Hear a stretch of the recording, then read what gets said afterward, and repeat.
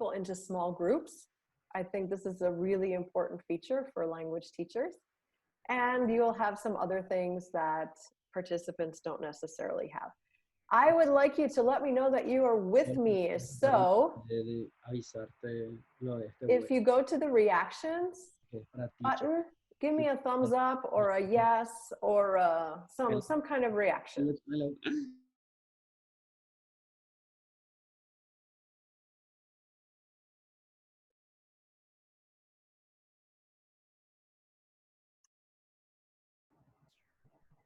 Oh, I love it. So I can see your claps or your thumbs up.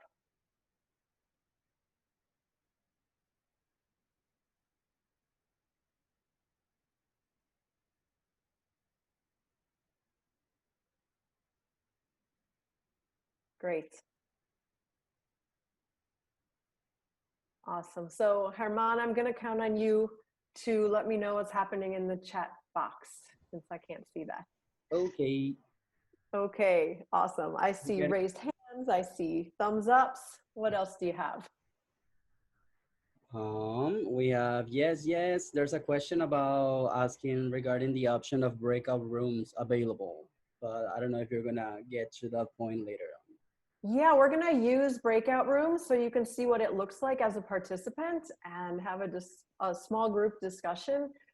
I believe as of today, the way Zoom is set up, it does not appear unless you go into settings and you toggle breakout rooms available. And so you have to fiddle with the settings on your particular account, but it should be available and it should be in the free version of Zoom to be able to use breakout rooms. All right. So how many of you are using Zoom to teach classes right now? Can you give me a yes or a raised hand? All right, I'm seeing a lot of raised hands. So I came up with a list of pros and cons. So many raised hands, that's great. And I would like you to maybe add some by putting in the chat box. Some things that I like about Zoom is it's relatively easy to use compared to other conferencing softwares. It's free. Right now, I think it's free unlimited time, but usually it's free up to 45-minute classes. As a teacher, you should have access to obviously the video so that we can see each other. The screen sharing feature, which I'm using right now to show you my PowerPoint slide. Document sharing, meaning you can put a URL or a website address into the chat box to share documents with your students. You have the chat box. Obviously, you know how to use that because we've been using that already. The breakout rooms should be available to everyone if you go to your settings and make sure they're turned on. And the waiting room feature, which is a newer feature that gives you some control over who enters into your room. So it's very common now to have all your students waiting for you in the waiting room. And then when you're ready, you can allow them access to the classroom. Another thing I like about it is students can also be hosts or have the controls to share their screen and share documents. There is also a caption and subtitle feature. So if you have hard of hearing students, or if you record things for people to watch later, you can add the subtitle feature, which is really nice. And also you can record your class in case somebody is not able to be there and they'll need to catch up. You can record it for them later. Some of the negative things about it are there are some security challenges. As we know, the company is working on it, but it's something that's come up recently. As I mentioned before, it changes a lot right now. Almost every day it seems to be a new structure of how it's working, but it still works. One thing that I don't like is that you cannot see all of your students at the same time when you're sharing your screen, or if you have over 100 people, you can't ever see all of your students at the same time. And obviously the most important thing I think that's different is it's not the same as being face-to-face. Of course it's not. So do you have any other pros or cons that you could add to my list? Just put it in the chat box and say if it's a pro or if it's a con. I'm gonna be sharing a little bit of what people is writing. They mentioned using also Skype, Microsoft Teams, Slack, Mhm. that it has a whiteboard, it has a remote control capability. You have to pay to use more than 40 minutes, which is true. The Mhm. free version is only up to 40 minutes. The breakout rooms are a must for big classes. They also mention Mhm. about having polling, log meeting as an option for security, which is something Mhm. that we already did for this session. The room is already locked, so it means that nobody else can get into this room. And then people is also writing about how they're concerned about the security issues, about internet connection. There's an Mhm. option to mute them all.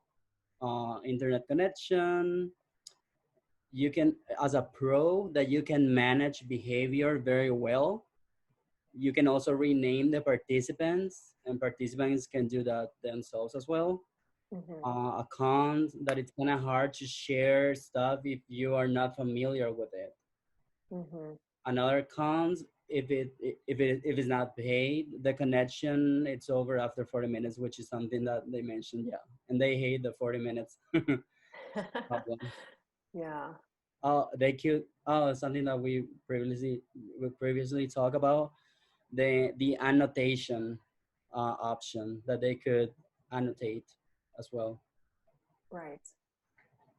So you guys are all pros at Zoom already. I don't think we need to go too too much further into it. It sounds like, and yes, there are plenty of other options besides Zoom. So if you're uncomfortable with this platform, experiment and see what other things are out there. I heard a couple people mention Slack, the Microsoft version. There are other options. Um, so see what else is out there. And I am sure that from these past few months, more and more options and better options are going to become available for us. Let me tell you a little bit about how I started online teaching. That was me. That was very sad. So it was about 4 years ago. And I had two issues with my people that I worked with. One, I was teaching English here in the US, and my students were from different countries. And many of them would come for a couple of years and leave, or a couple of months and leave. And they would want to continue with English classes. Of course, they went back home and they said, oh, I never have a chance to practice. And so I was losing students, and I was thinking there's got to be a way to be able to connect with them. On the other side, my teacher training side, I had teacher trainees who wanted to become teachers who were in all different cities, and the teachers who ran the course with me lived in all different cities. And so I had these two reasons for wanting to teach online, but I kind of had a bad attitude about it. Like, I really didn't think it was going to work. I didn't like the idea of it. And I just didn't think it was going to be the same. I was worried about the technology, but what I wanted to chat with you all today is that teaching online is not only about learning technology. Obviously, you've all learned a lot about Zoom in the last few months and all the other technology out there for online teaching. And today, what I wanted to focus on a little bit more were the other sides that are not technology. So things like self-awareness and management, growth mindset, and social awareness, and how those apply to an online environment. So starting with the first one, and I'll go back to my story in just a minute. Starting with the first one, self-awareness and management, and these terms I took from the emotional intelligence school of thought, and the idea of that. So what is it? It's the ability to perceive your own emotions and a chance to define your values as you move into a new situation. So as I said, I kind of didn't want to teach online, and I realized I've got to get over this problem, right? I cannot be this person who is afraid to move into new things. So the first thing that I managed to do was identify what my fears were with moving into an online environment.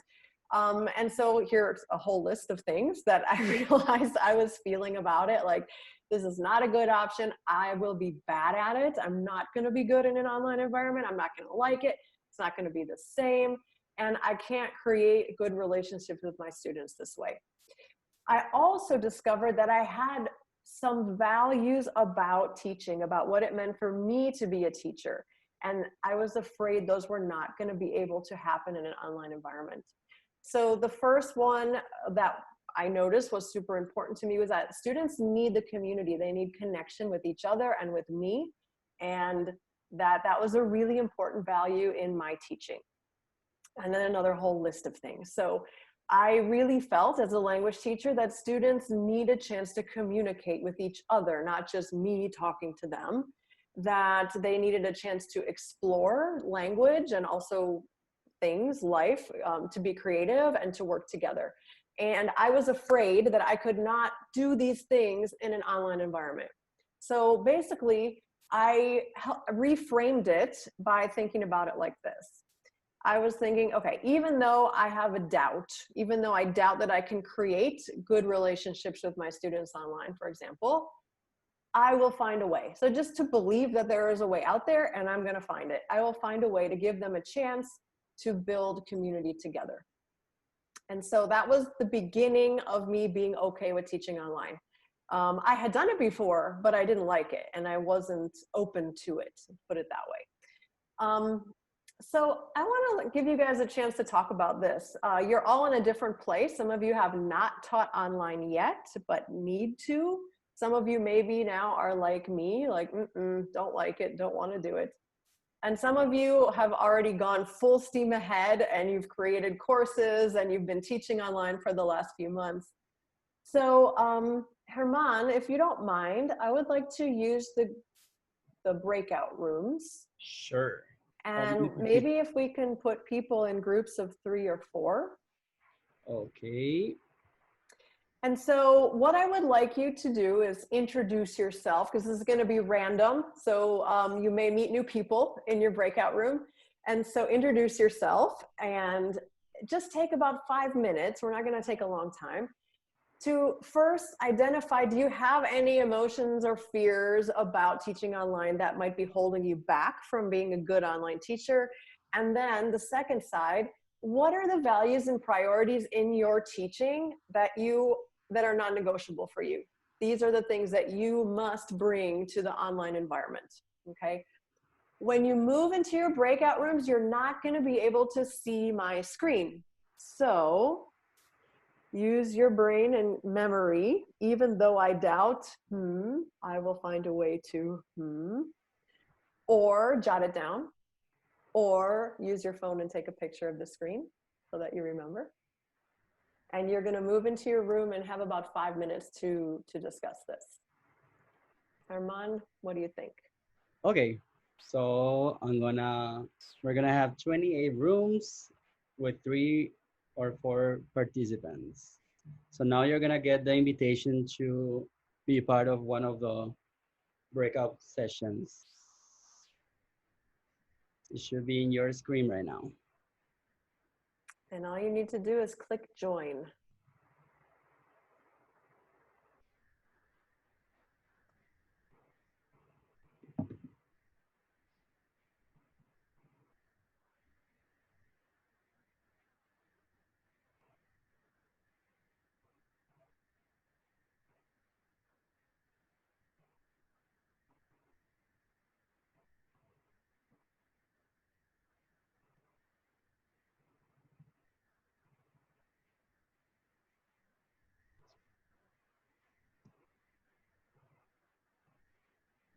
Almost there.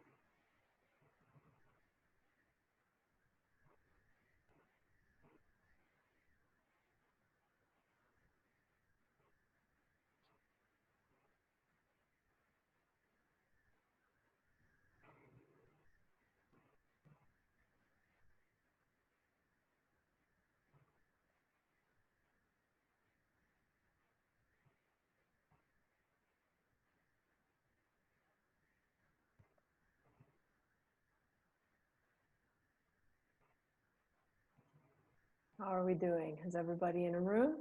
We still have 12 people in this Main room 11 now. I think little by little they're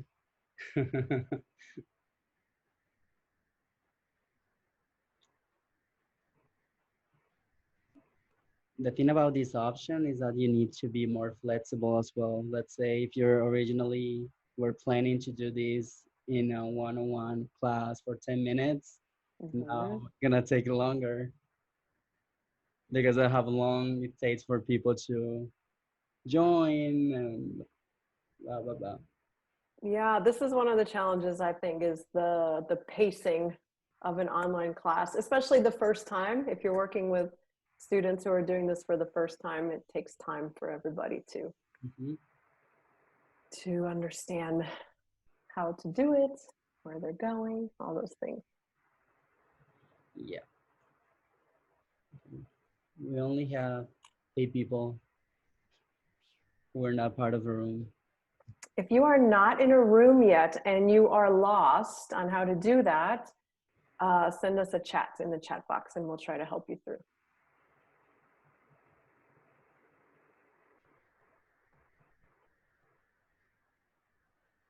So Hermana actually was trying to get in on my other computer so I could have the chat, and it said meeting locked. So Oh, good right. job. Let me let me open it for you. Okay, hang on. There you go. Let's see.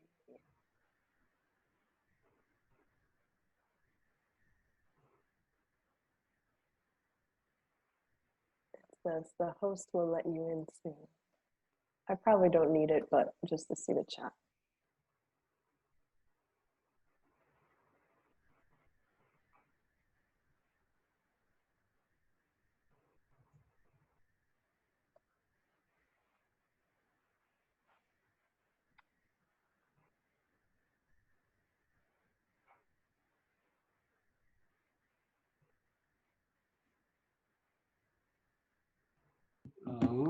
There you go.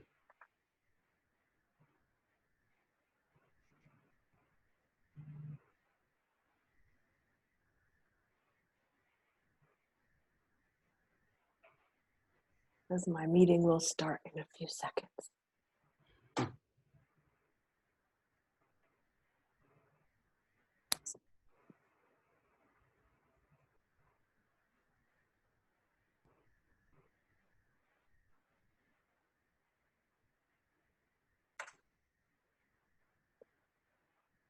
I think I'm in the waiting room. Here, I already.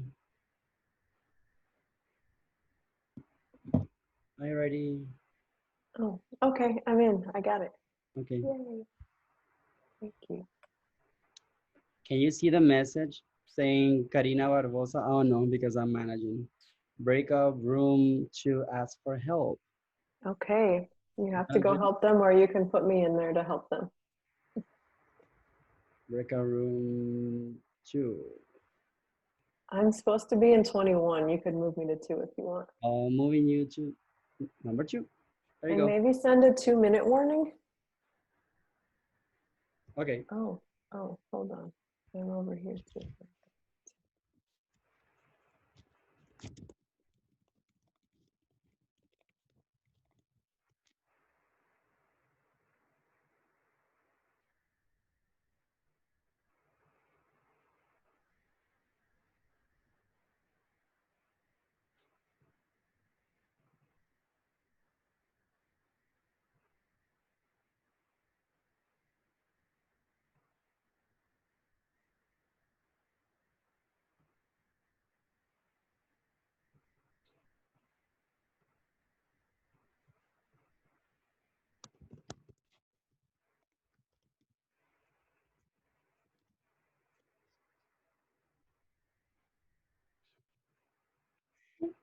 I was like, who's that person? It was you. Problem in room 2 is Daisy was there by herself. Oh, Karina. I'm gonna go and help her. I'll be right back. Okay. Hello.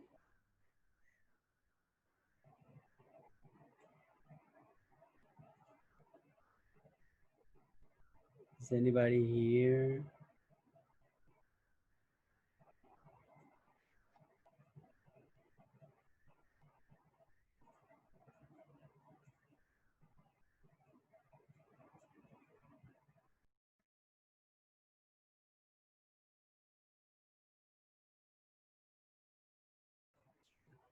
Okay, I'm back. All right, do you want to pull the trigger? Like let them, tell them give them the 1 minute warning, I guess. Okay. It's kind of creepy with 2 videos. 1 minute.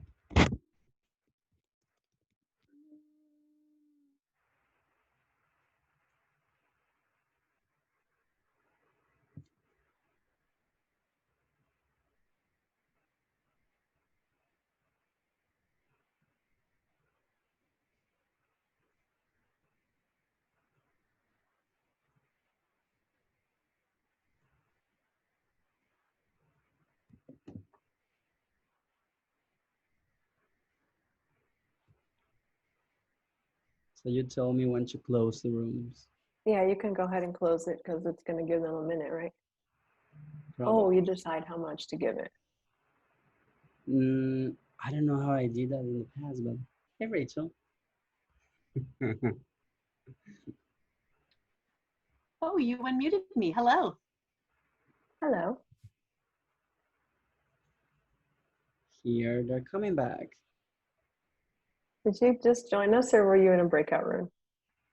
I was in a breakout room and we had just got the 1 minute warning. And so we wrapped up our conversation pretty efficiently. Excellent. You didn't have to get the hook and pull us back.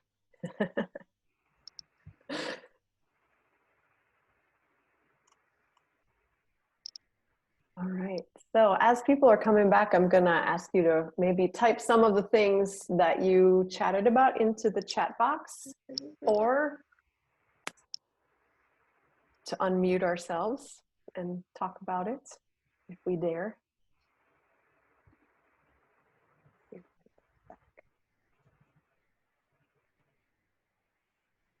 Okay, so Herman, is everyone back or? Trying to see the.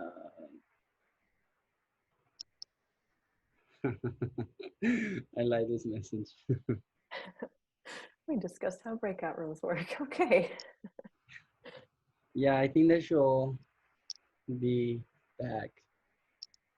Great. So I'm seeing some of you typing in the chat box the things that you discussed, and I would love for you to share, if you don't mind, either one of your challenges or one of your teaching values that you are determined to take with you into the online environment. Also, you can maybe unmute yourself and Alma Orrego, raise her hand. okay.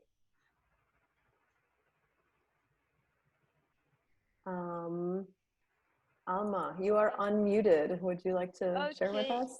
My case, with my another with another teacher, we were talking about our training about the new platform system. The virtual system for us is really new, and they were taking training in their schools and whatever. Okay, so you're talking about the new system, the training, and how all that is working for you. Yes. Great, excellent. And did you have anything that you talked about that is working well, or some of the things that is allowing you to do, that the new platform is allowing you to do? In my case, I was sharing the experience because I work with young learners, with teenagers, so I try to make them fun because the class. So I introduce in order to introduce my class. At first, I start with karaoke, so I shared my screen with them, and I use the music that they like. That's a great idea. That gets everyone involved and having fun and moving around. I think that's a great way to start a class. Okay. So I'm reading your text, and yeah, so some of you said, oh, the breakout rooms are really cool, and other people said, okay, we have no answers. This isn't too new. That's why we're doing this. It's to practice, and it's to get comfortable with this new kind of system. So if you didn't come to any solid conclusions this time around, that's totally fine. This was just to get you used to using breakout rooms. Okay. And Christian's pointing out that you can deactivate the participants' ability to come back to the main room. We didn't do that today, but there is a way to do that so that you can make sure that everyone is using all of their time in the breakout rooms. Today we left it open that when you had the 1 minute warning, you were able to jump back to the room. So there are lots of options here. So someone mentioned fear of losing connection with students. Bad internet is a problem. Working with little kids is a challenge online because we always talk about how we don't want them to spend too much time in front of the screen, and here we are having classes in front of the screen. So these are good. These are really good, good things that you came up with. The idea is that it's important at this point to be aware that these things are important, and sometimes the ideas that we have are helping us or hindering us from moving forward and being the best kind of online teacher that we can be. Just being aware of our emotional reaction to it is an important part of the process. And I think this is kind of emotional for all of us, just in the moment that we're in, that we kind of had to move into an online environment in a quick way, sometimes with a lot of pressure to figure out how it works and to be able to teach the next day. And so I think we all have a lot of pressure and a lot of emotion about doing this. And I just wanted to give you a minute to think about that and think about how keeping those values of what you want your teaching to be like in the front of your mind can also be helpful for you as you move into an online environment. The second point that I wanted to touch on today is the idea of growth mindset, which probably you've heard of and worked with before. And just very briefly, the idea of growth mindset is that you can grow and you can change. We are not stuck in what we already know. We can learn new things. We can embrace new challenges. We can persist in the face of setbacks. We can see effort as mastery. We can learn from criticism and mistakes. We can find lessons in the success of others. And so we talk about teaching this in our classrooms with social and emotional learning. But today I just wanted to touch on it as something for us to think about as teachers. In a challenging moment, in a changing environment, quickly changing environment, how can we make sure that we are using growth mindset to have resilience and to be able to move forward when we get into these situations? For me, when I first moved online, there was a couple of things that it looked like for me. So first, I was honest with my students. I was teaching adults, so it was a little bit easier, but you can do it in different ways with different ages. So it looked like telling my students that they were my first class and getting us to work together as a team to make the online environment work.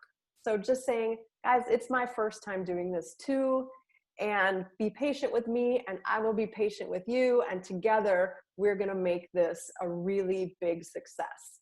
So that was a little bit scary at first to have to say, okay, I know I'm the teacher, but we're gonna have to face this new challenge together.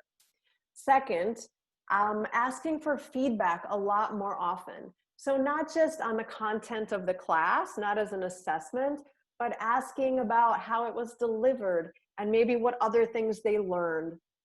So asking for feedback continuously as a new online teacher was really important for me. Another one was being willing to try and fail because we are trying a lot of new technology, things we're not necessarily familiar with, and just being willing to say, we're going to try this today. It may or may not work. The internet may fail. It's okay. We're going to get through this together. And just being willing to not be comfortable all the time. Almost like starting your first year of teaching again, in a way. If you remember back to what that was like, thinking of so many things at the same time that were all new, it's kind of the same thing as we're using a new set of tools. The last one that I put in bold because I wanted to expand on a little bit is being willing to think in a new way about teaching. So every time you're putting a lesson together online, deciding, do I want to keep my same way of doing this? Is there a way that I can just keep exactly what I have and put it online?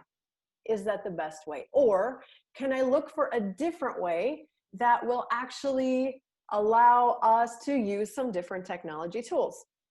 Or maybe there's an even better way I don't know about yet. So I did a lot of thinking, like, for example, I know that building community is the most important thing for me. I know I want students to work together. I don't know if there's a technology yet to allow them to have a conversation.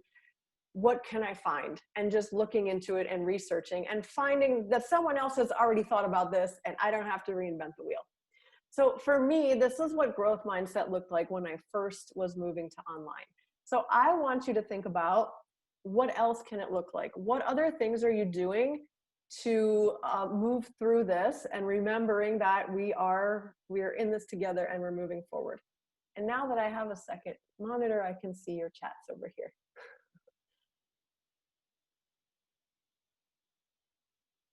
Okay. Yeah, feeling like a new teacher over again. It's a challenge.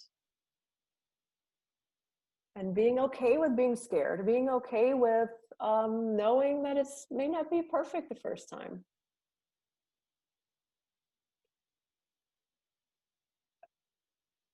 Yeah, Ale, I love your comment that we can let our students know that we are learning with them too, and we are learning from them. Especially in the online environment, we can't see things from their perspective technically and physically, and so we are learning from them while we are going along. It's a good time to remember that, right? Okay, talk about watching tutorials, learning about the platforms. There are so many cool things we can do. Yeah, and really thinking about, like Tanya says, the idea that we're all learning together.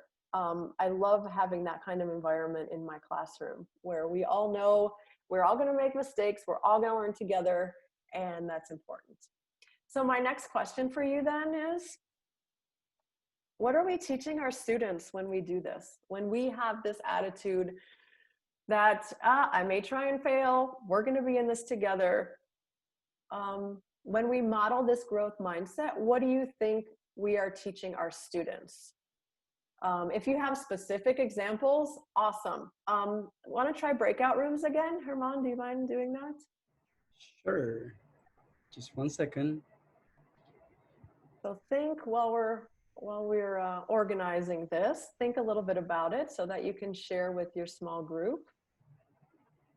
What do you think our students are learning from us during this transition to online learning?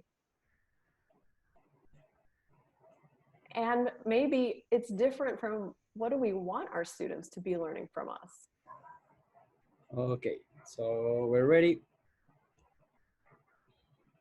Okay, so you should have your join breakout room, so you can click join, and we'll let you know when you have 1 minute to come back.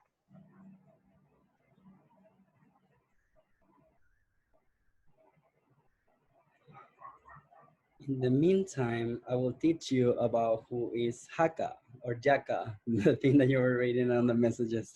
Tell me, yes.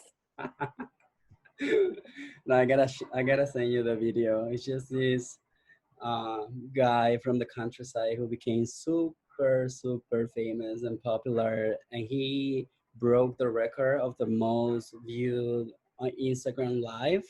I mean, within the, I think in the second or third position, but like in the world, even more than some famous artists, which was super random. How did I miss this? Please inform me. So that's what that opened out a discussion about education and technology in the countryside. But it's also different to compare access to, you know, Instagram and an Instagram live rather than a platform to like Zoom or Edmodo or whatever platform they're using for the education, because now the concern is that why are you saying that people from the countryside cannot really use technology if they're, if they're able to see his Instagram live session? Good point. It's interesting when I work with, we call digital literacy here. Like basically when we're teaching people how to use technology along with English and other things. That is one of the things that we talk about. So it's not that people can't use technology, but there's different genres of technology, right? So maybe I'm really good at some things in technology or okay at some things in technology, and there's other things I have no idea. And so can we capitalize on the things that people do know how to do? Maybe education has to move to Insta Live.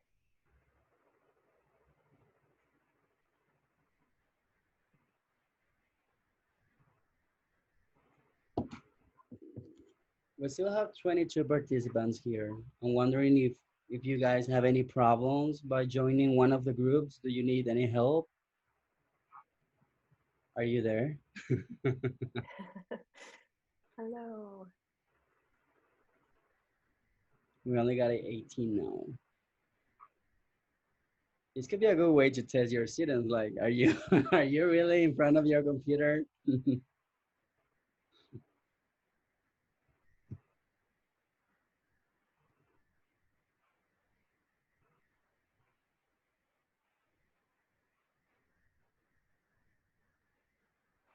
All right, I think for the sake of time, we better give them 1 more minute. The 1 minute warning. Okay. Send.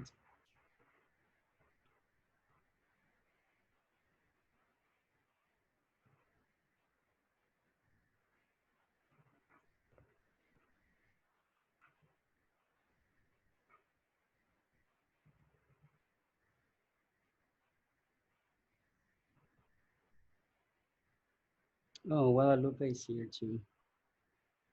From Casapa. Oh, I saw that at the beginning. That's cool.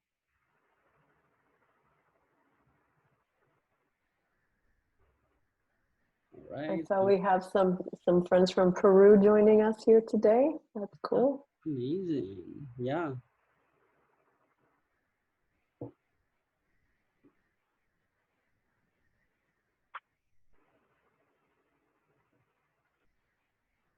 So they should be here in 10 seconds.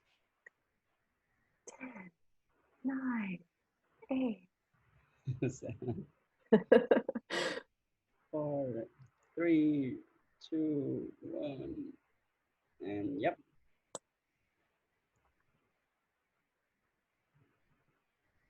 All right, I think everybody is back now. So maybe put something in the chat box about what you talked about with your small group. What are the things we want our students to be learning from us through this transition? Or what do you think they are learning from us?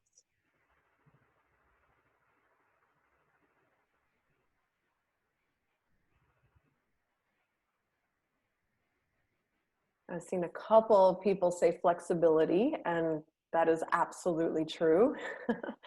We are modeling flexibility, and they are hopefully learning that we are very flexible. Humans are amazing to be able to be flexible to a variety of situations.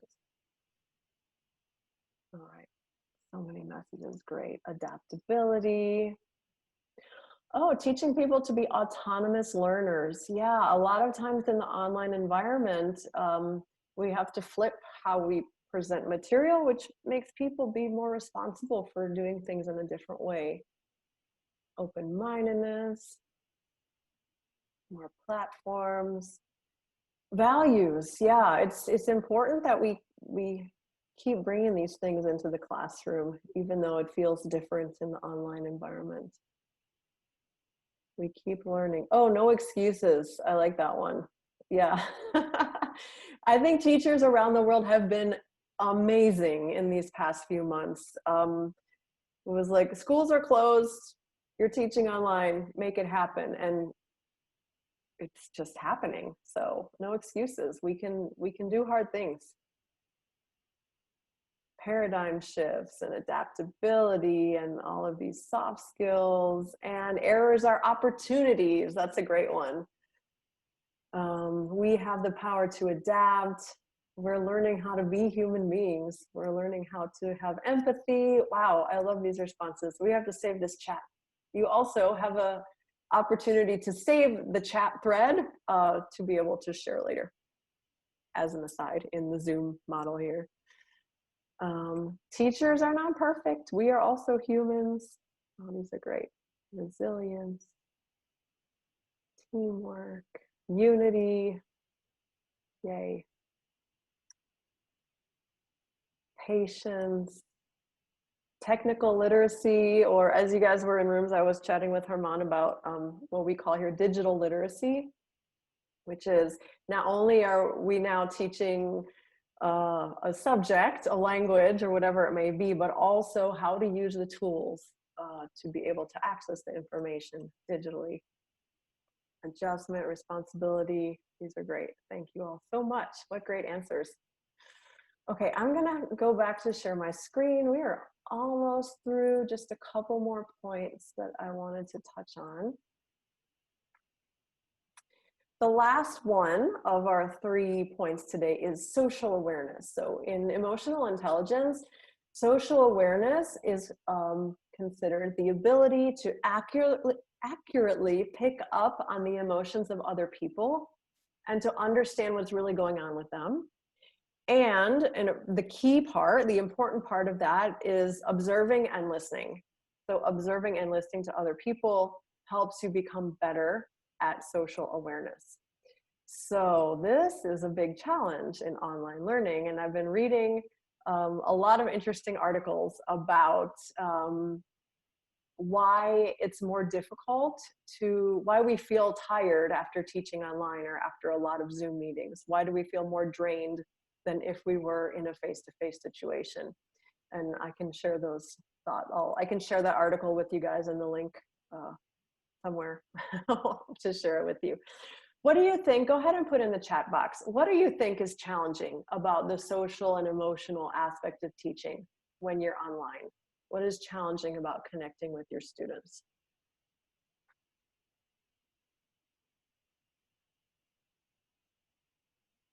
Okay, I'm seeing sense of community, getting them to still be able to help each other. Thinking and managing kids at home. It's hard for teachers who now are teaching out of our home, where that's not where our teaching usually happens. And there are family members, there are many people in the house, concentration, reading body language. Yes, this is a huge challenge when we're not face-to-face. It's something it takes time to get used to. We have to connect in a different way. Kids get distracted very easily. We all get distracted very easily. Keeping kids' attention. Yeah, we're not able to see our kids' emotional reactions as well.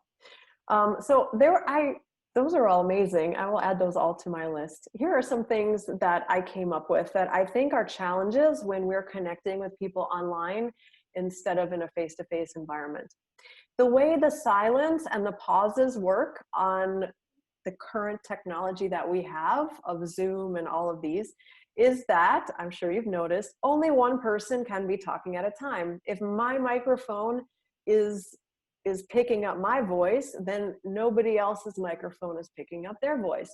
We have to change how we communicate. Isn't it natural for us when someone's talking to say, oh yes, we back channel to show that we're with them, to show that we're understanding. And you learn quickly when you're on a platform like this that you cannot do that. You have to be silent, and you have to show in other ways that you are paying attention, not by making the noises that we usually make, because the microphones don't pick them up. There's also a longer pause between people talking and listening, and you get used to it, you know, after you've been doing it for some time, but it's different than how humans usually interact, especially in a place where people very often like to finish each other's sentences and talk over each other. This is not possible in the Zoom environment. So we feel a little off sometimes in a conversation. Sound issues, same thing. So sometimes, I'm sure you've been on a Zoom chat, Zoom call or class where things break up, the sound disappears, or people freeze, technology issues, bad internet connection, all of these things.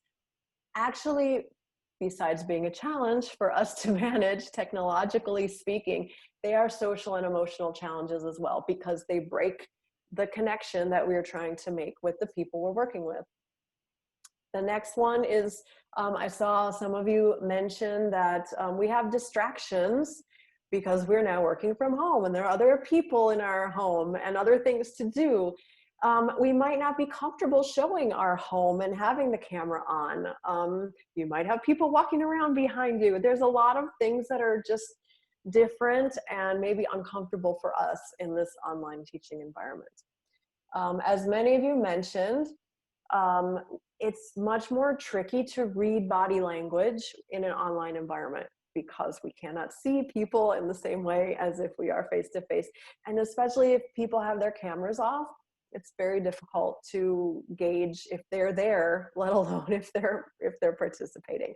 Because as the last point says, we are not able to see the whole picture. One example of that is I've been turning my head and looking to the side lately because I'm checking texts on another screen. If I don't let you know that, you're probably thinking, why is she so distracted? What's going on the other side of the room? I had a meeting with someone a couple of days ago, and she kept doing that, and she kept looking to the side. And then she said, just so you know, I have another monitor here, and that's where my questions are. Oh, okay. So we cannot see the whole picture of what's going on with someone. So all of these things make it super challenging. I'm glancing over at your text here because I see you're adding a lot of additional things. Checking for understanding with students. We have to navigate that in a different way online. And there's a lot of ways to do it, but it has to be a little bit different probably than how we're used to doing it in class. Blanca says, sometimes we feel nervous about technology. and the computer knows it stops working. I agree with you, Blanca. I'm sure science doesn't back me up on that, but sometimes I feel like my bad mood sometimes causes the technology to fail. Probably just my own thinking there. Good, I like it. So here are some things that I want you to think about, and you might be already doing these things, and you might have other things to add. One thing that we tend to need to do when we're working online is use more verbal cues so students know what we're doing. For example, sometimes I'm working with 3 or 4 different things open and I want to share with them, and so I'm pausing unnaturally long. So I want to come up with a way for my students to understand, just a moment, I need to work on this thing. And it may be a verbal cue, or it may be an actual physical cue that you come up with, as you do to express a lot of things with our language students. Second, try not to be just a head on a screen. And this has to do with body language and humans and how we interpret things. And so like when I'm just a head like this and I have no other appendages, no other motion going on, it feels more uncomfortable for students. It just feels odd and off. And so if you can, try to have your hands in the screen in a natural way, if you can. Maybe you're holding a pencil, maybe you're holding a prop. I have my otter here, sometimes you need to, have conversations with stuffed animals or whatever it is you use for your class. Find ways to have more than just your head in the screen if possible. It will help with reading body language, and it will help with you being approachable as a teacher. The third one, you all know this, who are teaching young learners or any learners, have some movement breaks. have them get up and walk around, do different things so that it's not just straight into the screen all the time. Number 4, and I know not everyone has access to this, but do your best to try to have light coming from in front of you and not from behind you, because then you just look like a scary shadow, right? Like the background is lit up and in front of, and your face is in shadows. Even if people understand that, okay, it's just a lighting thing, it really does help our connection with students in terms of connecting and in terms of talking with them and feeling comfortable overall, to make sure that they can see our face. And that's something you can just do. Like I have a small lamp, just the kind of clip onto the side of a desk little lamp, very inexpensive thing, and it's not comfortable because it kind of shines right on my face, so I feel like I'm making a movie or something, but at least gives me light on my face so that you can see me and I'm not in the shadows. The 5th one is looking at the camera. So I was reading some articles about using the camera for classroom management in online purposes. So it's challenging because we are navigating our screen, our slides. We are trying to check our students' body language, but at the same time, we need to look them in the eye. And for us, that means looking into the camera. So it's something that we have to get used to, is going back and forth between eye contact with our students and seeing what they're doing and making, checking for their attention and checking for awareness and all that. I was reading some things about teachers and talking about experimenting with using more eye contact and getting more interaction when they were able to do that. When I was learning about this kind of thing, someone told me we get scared sometimes of the camera and we think of it as a mirror, because now, we see ourselves and we're like, oh, I didn't comb my hair today or whatever. But if we can see the camera as a window, so it's actually allowing us into our students' home or life or class, and not as a mirror, not as a wall, but as a window that's open. That helped me a lot to be able to use the camera more effectively. Number 6 is going back to the beginning when we talked about our values and what are the things that are non-negotiable for us. Is it teaching values? Is it soft skills? Is it making sure we're building community with our students? Continue to look for ways to make that happen effectively in the online environment. There are lots of options and more things are popping up all the time. So talk with each other and figure out what other people are doing to do this, and hopefully will help you as well. Oh, that's number 7. Don't stop looking for new ways of doing things. Sometimes we try something and we're like, it kind of worked, but not really. There are other ways to do it. Keep looking and keep experimenting. And number 8, don't be afraid to be a beginner. We talked about it kind of feeling like it's our first year teaching again. It's okay. Think about all of the new skills we can learn just by being okay with starting again and learning new things. I'm going to take a look over here at the chat box.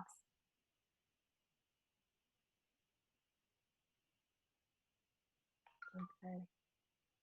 Emergency lights. Okay, that's a good bright light. Yeah.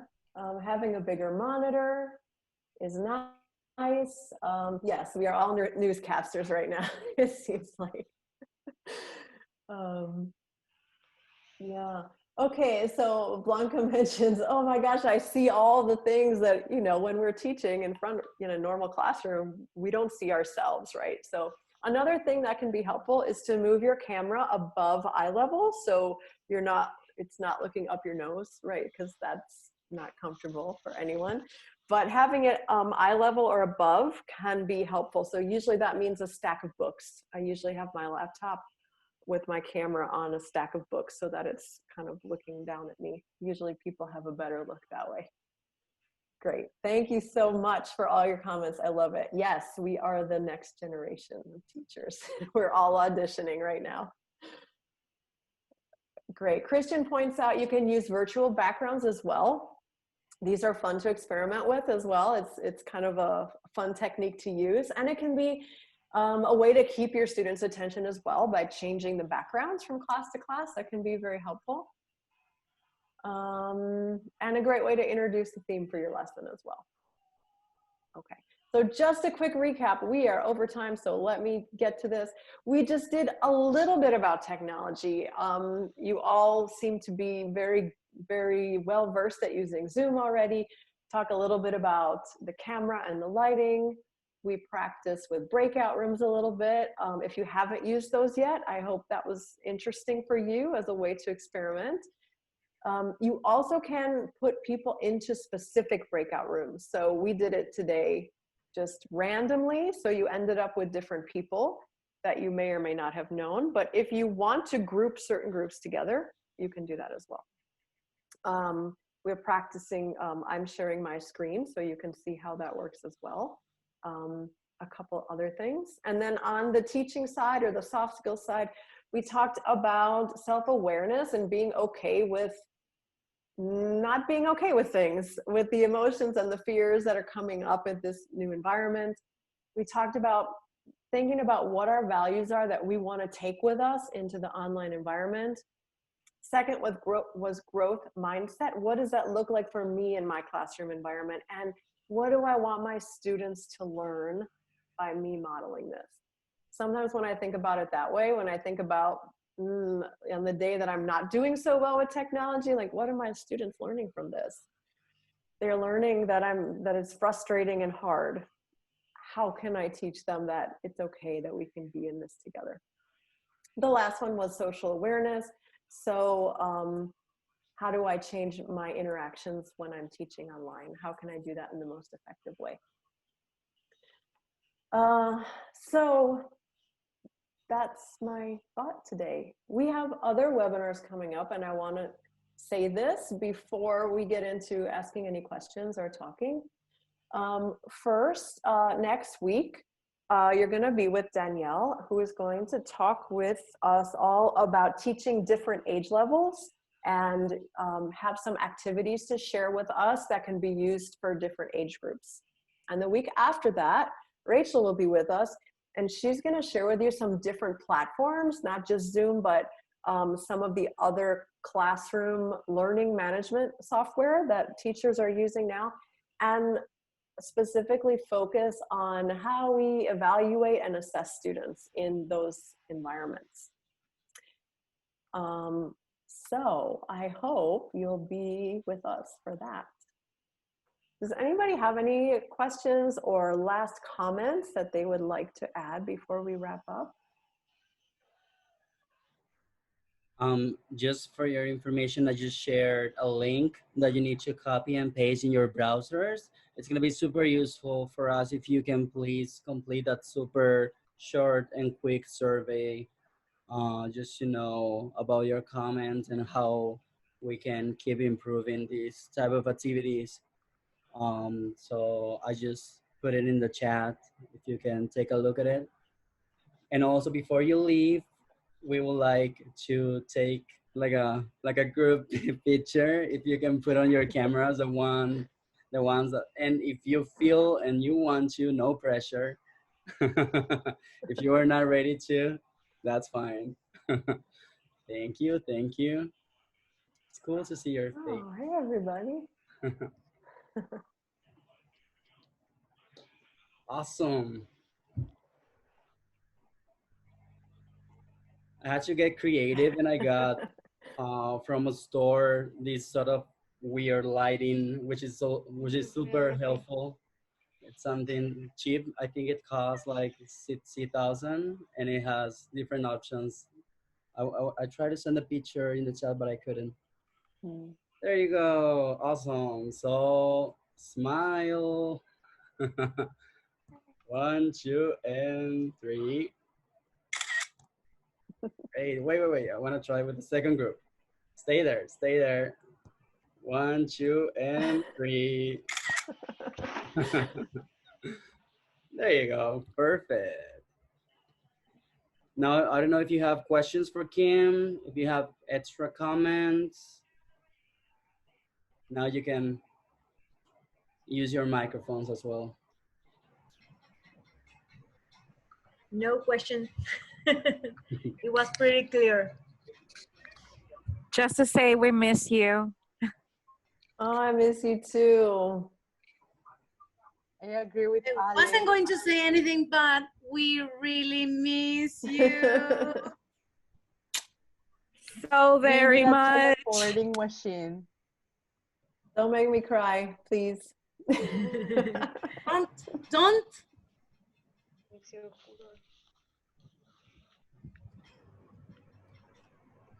Well, I hope this Thank was you, very Kim. helpful to you. Oh, Rachel, I see your puppy. Oh. Thank you so much for being here today. We'll be back next week. So I hope to see you all again next week. And bring your questions and comments, and good luck moving forward in this brave new world of online teaching. Also, like I said, I've been seeing a lot of really cool articles, and a lot of you are posting great articles. I'm going to start reposting them onto the English Language Fellow Paraguay page. I haven't been doing that. So if you are not following that page on Facebook, I'll start reposting online teaching articles on there. So Cynthia, Tanya, I always see you guys have really cool articles that I read in the middle of the night when I wake up about online teaching. So that'll be a great place. Send me stuff if you find it, because we're all in this together and we're all learning as we go. Bye, everybody. Thank you.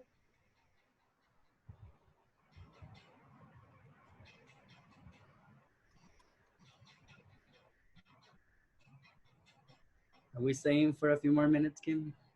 I will stay on if anybody wants to chat or has questions or comments. Sorry, I forgot the date of the next training. So can you please tell me again? The second. It is 1 week from today, the same time. Okay. Which means the 30th of April. Okay, 4 thank o'clock you. Paraguay time. Hope to see Bye. you there. Bye-bye. Yes.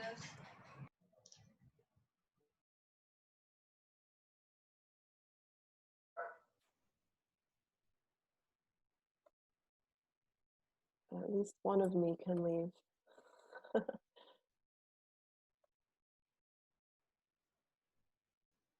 Thank you very much, Kim. And I really enjoyed this. I'm kind of afraid of technology, but you know, you made my day. It was a pleasure to be in this group, and I learned lots of things, and I'm going to try to improve this technology thing online. Thank you so much. Oh, thank you. Thank you for being here. I'm afraid of it too, but we'll all get there together. Yes, thanks. I see a question from Christian. Are all tools available in the basic plan? Do you mean the Zoom plan? Is that what you're talking about, Christian? You can unmute if you want. Yes. Mm-hmm. Like for example, like the polling tools. Like I do have some colleagues on which they couldn't actually find it in their in their Zoom account, but I was actually able to use that tools because I do have the pro plan that I actually paid like $15 per month. Mm-hmm. And So, also the co-host, and also the co-hosting part. Like I can actually make someone as a co-host, and some of my colleagues couldn't actually do that. So I was like thinking maybe